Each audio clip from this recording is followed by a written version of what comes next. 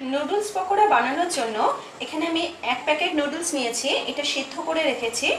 লাগছে একটা ডিম, 3টে থেকে 4টে কাঁচা লঙ্কা কুচিয়ে রেখেছি, অল্প একটু ধনেপাতা, 2টো পেঁয়াজ এভাবে আমি একটু মোটা করে কেটে রেখেছি।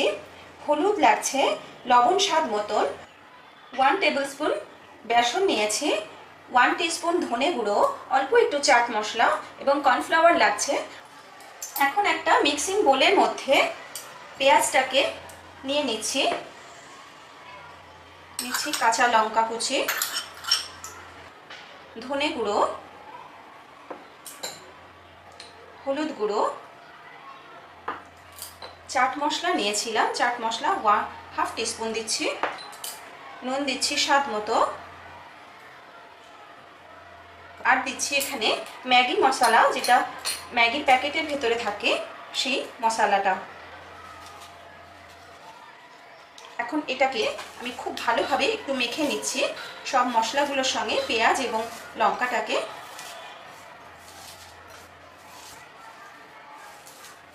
ডিমটা আমি ফেটিয়ে রেখেছিলাম, সেই ডিমটা দিয়ে দিলাম, দিচ্ছি এখানে ধনে পাতা কুচি। এখন এগুলোকে দিয়েও আর একটু ভালো করে আমি মেখে নিচ্ছি।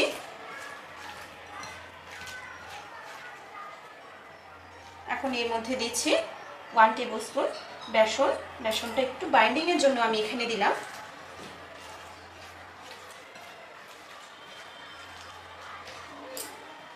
আর দিচ্ছি কর্নফ্লাওয়ার।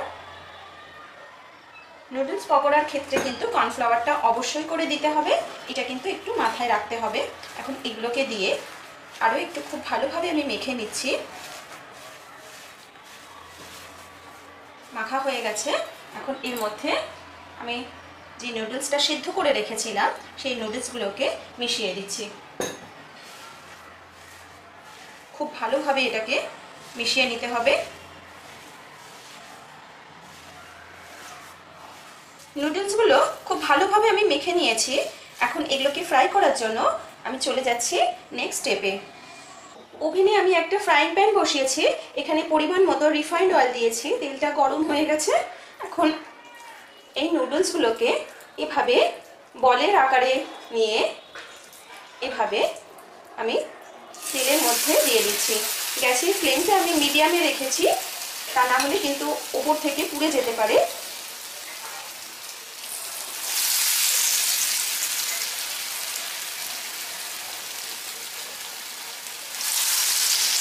পকোড়াগুলোর একটা সাইড হয়ে গেছে, এখন আমি এগুলোকে উল্টে দিয়ে অপর সাইডটাকেও একটু ফ্রাই করে নিচ্ছি। এভাবে খুব আস্তে আস্তে সাবধানে উল্টে দিতে হবে। পকোড়াগুলোর দুটো সাইডই সমানভাবে ভাজা হয়ে গেছে। এই পকোড়াগুলো আমি তুলে রাখছি একটা প্লেটের ওপরে টিস্যু পেপার দিয়ে, যাতে এক্সট্রা তেলটা যেটা থাকছে সেটা অ্যাবজর্ব করে নেবে। সব পকোড়াগুলোকে তুলে নিচ্ছি এবং এইভাবে আমি বাকি পকোড়াগুলো ফ্রাই করে নিচ্ছি। তৈরি হয়ে গেছে নুডলস পকোড়া। এটা সন্ধেবেলা চা কফির সঙ্গে গরম গরম পরিবেশন করুন, খেতে অসাধারণ লাগে। আর আমার এই রেসিপিটি যদি আপনাদের ভালো লেগে থাকে তাহলে একটা লাইক, শেয়ার ও কমেন্ট করবেন এবং এরকমই নতুন নতুন রেসিপি জানতে আমার চ্যানেলটি সাবস্ক্রাইব করুন। সবাই ভালো থাকবেন বন্ধুরা, আমি আবার একটা নতুন রেসিপির সাথে আপনাদের কাছে আসবো। নমস্কার।